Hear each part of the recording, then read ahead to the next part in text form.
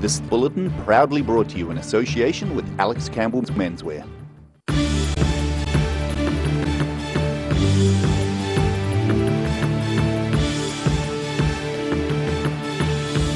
Tonight on The South Today, there are 2 new cases for COVID-19 in New Zealand, with 2 visitors to the country testing positive. It's not been an easy start for a 2-year-old Kaitangata boy, but help from the community is at hand. And a new pest trapping system has been set up at Queenstown Airport, with the aim of bringing native birds flocking back.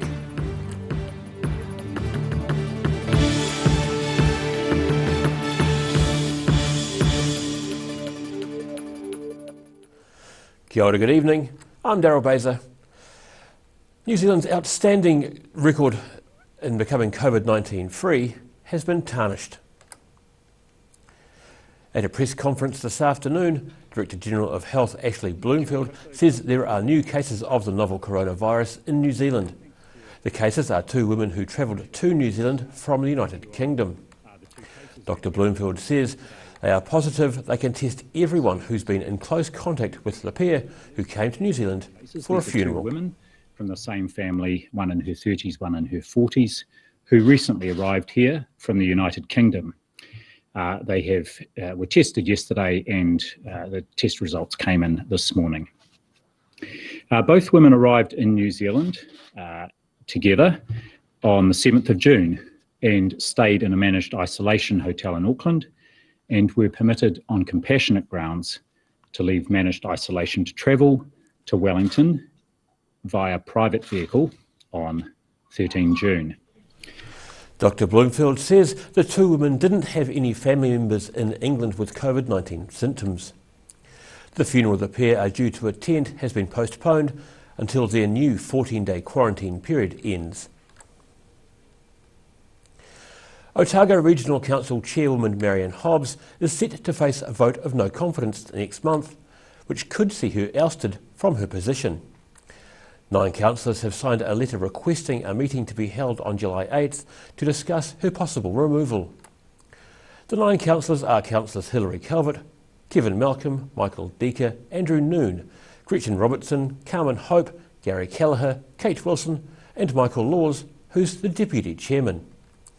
The letter was delivered to Chief Executive Sarah Gardner yesterday, and the Council confirmed last night an extraordinary meeting will go ahead on July the 8th from 9 a.m. If Ms Hobbs is deposed, a replacement could be elected by a majority of councillors at that meeting. It's not been an easy start for a 2-year-old Kaitangata boy with cystic fibrosis, but thanks to the generosity of his South Otago community, he now has a $16,000 device to help make his breathing easier. Kaitangata mum Tania Sutton says she's humbled by the support from the local community after her 2-year-old son Harry was diagnosed with cystic fibrosis. It affects all parts of his body that has mucus, so his respiratory system, his lungs, his pancreas doesn't work, his reproductive system, and it just basically makes all the mucus in your body thick and sticky, so where everyone else can get it out, he can't because it's so thick. Community fundraising has helped Harry's family obtain a brand new $16,000 therapeutic vibrating vest. It's mainly the machine and a vest, and the vest comes in different sizes for as they grow, and it basically just shakes, blows up like a life jacket and then shakes their lungs and helps the mucus to move in their lungs. Along with the vest, she says exercise such as running around and bouncing on a trampoline, plus a number of medications, can help improve Harry's quality of life. Harry's mother says good hygiene will have to be a major issue throughout his life. Just like when everyone was living with COVID, is pretty much our normal life.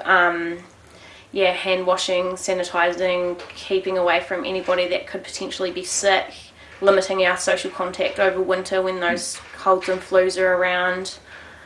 The families say they're humbled by the sustained generosity of the South Otago community towards getting the vest to help Harry have the happy and positive life he deserves. In Kaitangata, The South Today.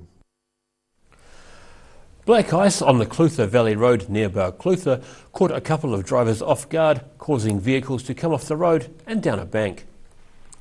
A work van came off the road about 4 kilometres inland from Balclutha, coming to rest on its side about 2 metres down a bank. An official at the scene said 2 people were in the van at the time, and it's not known if either were injured. Police, Fire and Emergency and St John were all at the scene. The next time an introduced predator makes a visit to Queenstown Airport, it'll be taking its life in its paws. The airport has begun setting up pest traps in a bid to help bring native bird life back to the area. Introduced pests at Queenstown Airport, beware. Staff member Bill Malone is setting up traps as part of an environmental initiative. While budget constraints caused by the COVID-19 crisis mean that the airport won't be able to purchase its own traps, they've been able to borrow some from elsewhere. We're very fortunate that the Wakatipa Wildlife Trust and Catriona Alpine Resort were very generously have loaned us 10 traps each for a total of 20 and Dock 200s with a couple of 250s thrown in as well. Malone is checking and resetting the traps about once a fortnight. And while the 20 traps around the 6.5 kilometre perimeter are a good starting point, the airport does plan to buy more as funding allows. The intention is that we keep those on loan for a period of between 6 to 12 months, and when we can, we're in a budgetary position to purchase those traps and to keep this ongoing for the long term.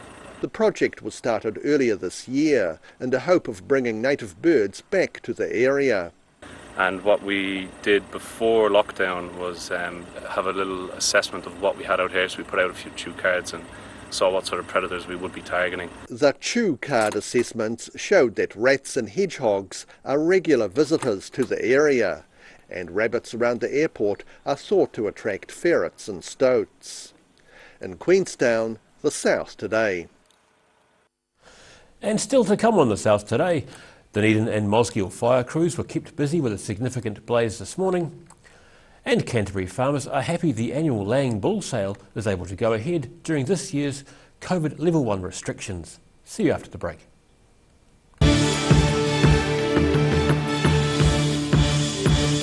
All new episodes of Put Some Colour in Your Life are now screening on Channel 39.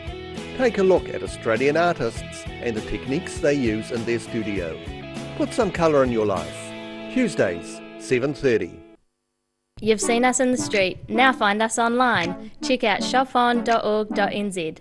We have all sorts of treasures, from retro and vintage clothing to antiques, homewares and accessories. New items added every week. We're open 24/7. Every reason, every season, we're proud to dress the region. Alex Campbell Menswear, it fits. A poorly maintained heat pump can lose up to 35% of its output. The Mr. Heat Pump Cleaner team are experts. Their specially developed chemical wash is totally biodegradable. Call Mr. Heat Pump Cleaner and get the job done by the professionals.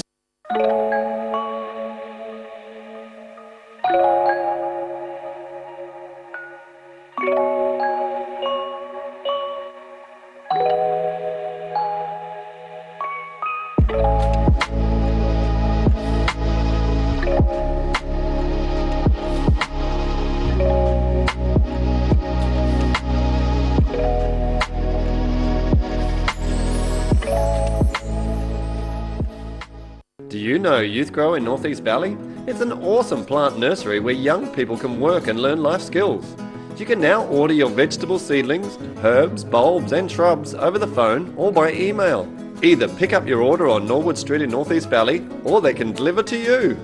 Look for Youth Grow Garden Centre on Facebook or visit youthgrow.org.nz. Happy gardening! Garrador Dunedin, delivering quality, stylish garage doors in Dunedin for over 17 years. New doors, replacement doors and maintenance are all part of Garrador's quality service. Garrador Dunedin offers a full range of modern quality doors to suit any home. Come visit the team. If you're at risk of developing melanoma skin cancer, You owe it to yourself to have a mole map. Mole Map is coming to your area. Phone today to make an appointment. It could save your life. Heaven Sent Pet Cremations knows that losing a pet is like losing a family member, and we have many special ways for you to keep their memory dear to your heart. From caskets, remembrance pendants to remembrance fairs. Call Heaven Sent Pet Cremations today. Wrens are Otago's painting, tiling and plastering experts. Offering a free measure and quote, Wrens is a name you can trust to get the job done right. Call Wrens today on 477 9384 or visit wrens.co.nz.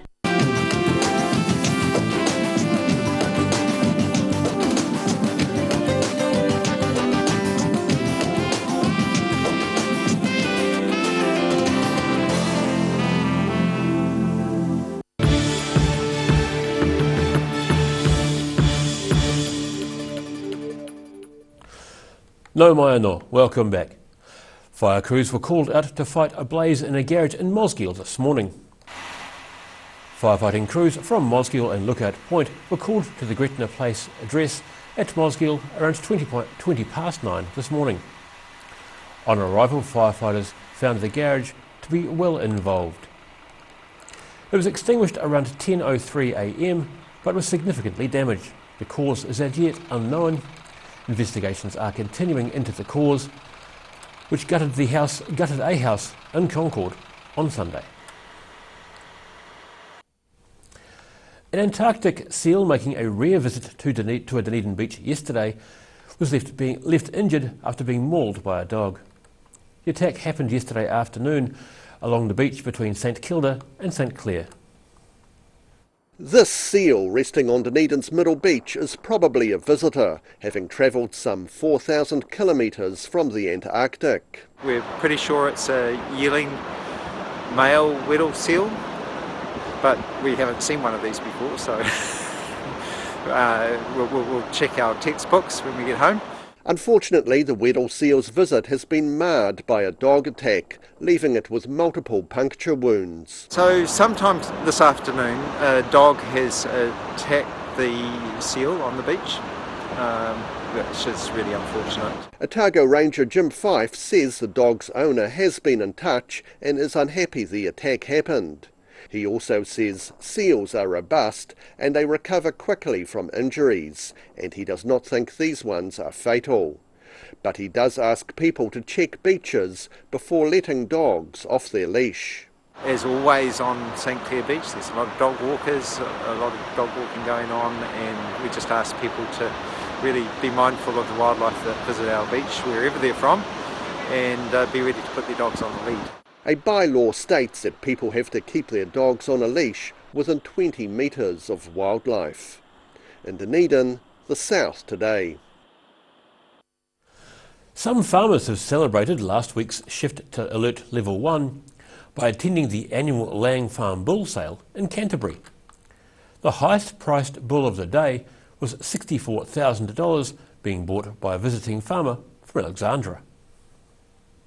No longer restricted to online bidding, the day after New Zealand went down to Alert Level 1, farmers came out in droves to the Lang Farms annual bull sale near Leeston, just southwest of Christchurch. With bulls size in particular, people still want to see the animal themselves. Like the high price bulls today, those guys that bought those bulls, they've been here and seen them 2 or 3 times prior to today. Yeah. The most expensive bull on the day was a Sudeley Angus, going for a whopping $60,000. Proud new owner Duncan Campbell says he was impressed by both the bull's pedigree and appearance. Oh, just this great phenotype. He's got muscle everywhere, he's beautiful shoulder, great feet, he's put together properly, and with a bit of data to go with it, it's going to help. Cook says the bull's price will probably not be beat this year. Last year there was an $84,000 bull sold in Marlborough, but certainly, yeah, it'll be hard to see that bull being surpassed this year. Yeah. The bull's new home is to be the somewhat green grass of Earnscleugh Station near Alexandra. To be fair, the season down our way has been pretty good. We don't always get that much rain down there, but it's been good for us, and looks like everybody else missed out this time. In Leeston, the South Today. And after the break on the South Today, there are changes to what is studied in a medical student's final year at Otago, and we have a look at the weather. See you after the break.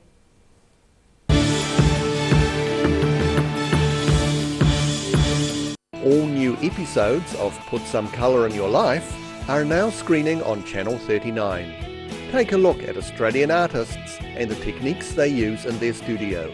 Put Some Colour in Your Life. Tuesdays, 7:30.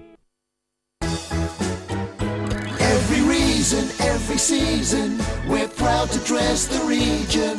Alex Campbell Menswear, it fits.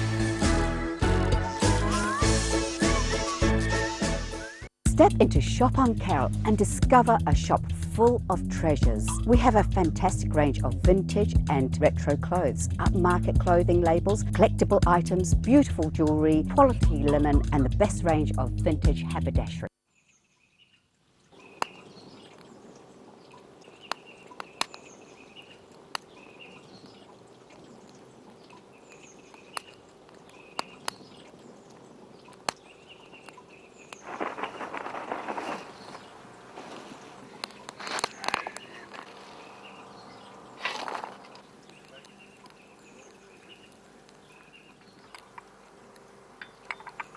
Shall I make some scones?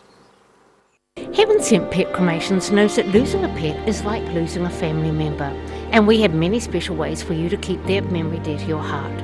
From caskets, remembrance pendants to remembrance fairs. Call Heaven Sent Pet Cremations today. Wrens are Otago's painting, tiling and plastering experts. Offering a free measure and quote, Wrens is a name you can trust to get the job done right. Call Wrens today on 477 9384 or visit wrens.co.nz. Garrador Dunedin, delivering quality, stylish garage doors in Dunedin for over 17 years. New doors, replacement doors and maintenance are all part of Garrador's quality service. Garrador Dunedin offers a full range of modern quality doors to suit any home. Come visit the team. If you're at risk of developing melanoma skin cancer, you owe it to yourself to have a mole map. Mole map is coming to your area. Phone today to make an appointment. It could save your life. Do you know Youth Grow in North East Valley? It's an awesome plant nursery where young people can work and learn life skills. You can now order your vegetable seedlings, herbs, bulbs and shrubs over the phone or by email. Either pick up your order on Norwood Street in North East Valley or they can deliver to you. Look for Youth Grow Garden Centre on Facebook or visit youthgrow.org.nz. Happy gardening! A poorly maintained heat pump can lose up to 35% of its output. The Mr. Heat Pump Cleaner team are experts. Their specially developed chemical wash is totally biodegradable. Call Mr. Heat Pump Cleaner and get the job done by the professionals. Bowel cancer is the second highest cause of cancer death in New Zealand. And New Zealand's got a higher rate of bowel cancer than many other Western countries. Because it's one of those areas of the body that we don't talk about often enough. It is one of those silent killers almost, that if it strikes and if you develop symptoms, sometimes it's too late. So it's a major issue.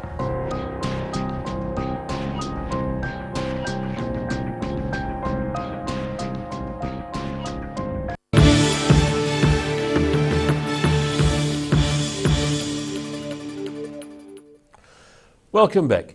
Mental health and women's health will no longer be compulsory subjects in the final year of University of Otago medical degree under proposed changes. The proposed removal of psychological medicine and obstetrics and gynaecology from the compulsory curriculum has alarmed some in the field. 160 specialist doctors have signed a letter calling for the university to change its mind. One international organisation says a thriving obstetrics and gynaecology workforce is vital to the health of New Zealand women and babies. The university says there is still room to make changes before the new curriculum comes into effect in 2023. And now recapping tonight's top stories on the South Today. There are 2 new cases of COVID-19 in New Zealand, with 2 visitors to the country testing positive, then travelling from Auckland to Wellington. It's not been an easy start for a 2-year-old Kaitangata boy who has cystic fibrosis, but community help is on the way. and a new pest trapping system has been set up at Queenstown Airport with the aim of bringing native birds flocking back. Time now for a look at what's happening in tomorrow's Otago Daily Times. We welcome the editor, Mr. Barry Stewart. Hello, Daryl. Well, you beat me to the punch there on the COVID-19 cases, so obviously 2 new reported, so that's interesting news, and we'll have details about how they travelled from Auckland to Wellington, and whilst they were in isolation, there's obviously some issues there. So we'll have details of that. The other big news this afternoon was, of course, the once-in-a-generation report into New Zealand's health sector, and there's been a recommendation of significant changes and a significant overhaul of the country's district health boards, so we'll have full details of that. And a plan for the Oamaru to Dunedin cycle trail, which we announced a bit earlier in the piece. Not sure quite when that was, but recently. But it has been shelved by the Dunedin City Council amid concerns about projected costs and economic benefits. So disappointing from a cyclist's point of view. A midwife will not practice again in New Zealand after 2 Queenstown babies in her care were born starved of oxygen, and one ultimately ending up with a brain injury. So that report has just come out recently, so very concerning on that one. Former Southern policeman is on trial currently for sexual assault charges. We'll have details of that case in the paper tomorrow. And on an unusual note, we end with sightings of a unidentified strolling pig wandering around Dunedin's northern suburbs. So it has certainly got the people in Dunedin North talking. We try and track him down. We actually have a video, so... nice. Yes, which streets? No, I can't tell you that. Have to read the paper tomorrow? You'll have to read the paper tomorrow. Excellent. Thank you, Barry. Thanks, Appreciate that. All that and more in tomorrow's ODT. Time now for a look at the weather. Tonight's weather proudly brought to you by Mole Map. Beginning with the city view, Dunedin's historic and soon to be renamed Captain Cook Hotel. Looking at the situation, an incoming cold front brings a change to southwesterly airflow later, with a period of rain and snow on the inland hills, but the brief southerly blast should clear on Thursday, leading to a fine weekend, leaving cold temperatures and hefty frosts at night.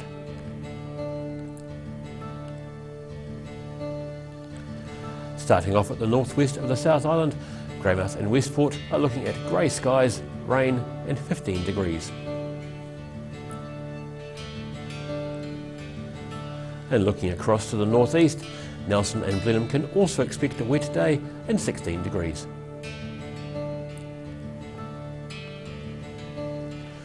Heading down to Canterbury, it'll be a little cloudy for most places here. Kaikoura heads for 18, while Christchurch aims for 20, and Ashburton should reach 19 degrees.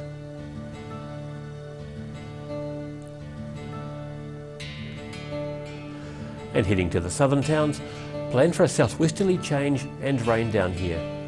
The Cathlarines should get to 14, Vauclutha 13, with Lumsden and Gore both due to reach 12 degrees.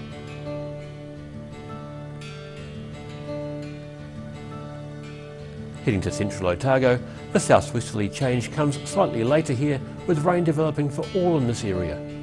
Wanaka, Alexandra and Queenstown should all reach 14 degrees, while you'll be dodging raindrops as well in Te Anau with your 12 degree high.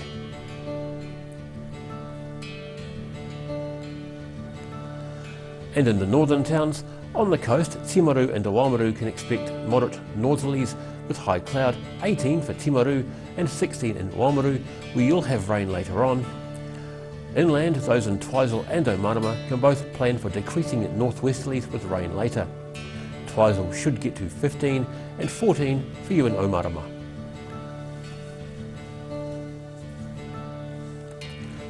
In Dunedin, it'll be fine tonight with northwesterly winds and a pleasant overnight low of 10 degrees.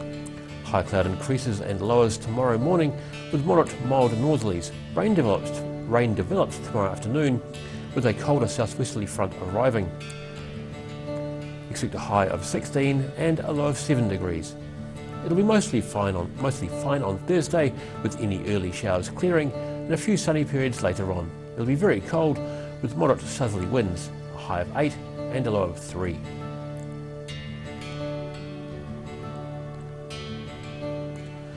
And in Invercargill, take the brolly and expect rain tonight with fresh northwesterlies and an overnight low of 10 degrees. The rain eases to showers tomorrow with fresh northwesterlies, changing colder southwesterly from late morning. Your high is due to be 14 with a low of 5 degrees. Showers clear completely and sunny periods come out during the day on Thursday, with fresh cold southwest winds easing slowly. You should reach a high of 8 and a low of just 1 degree. And that's all from the South Today team for this Tuesday.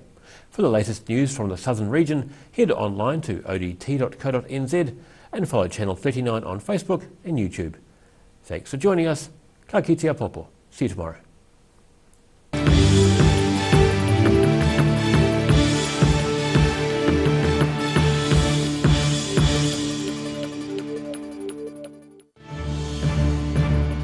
This bulletin proudly brought to you in association with Alex Campbell's Menswear. Supporting local content so you can see more of New Zealand on air.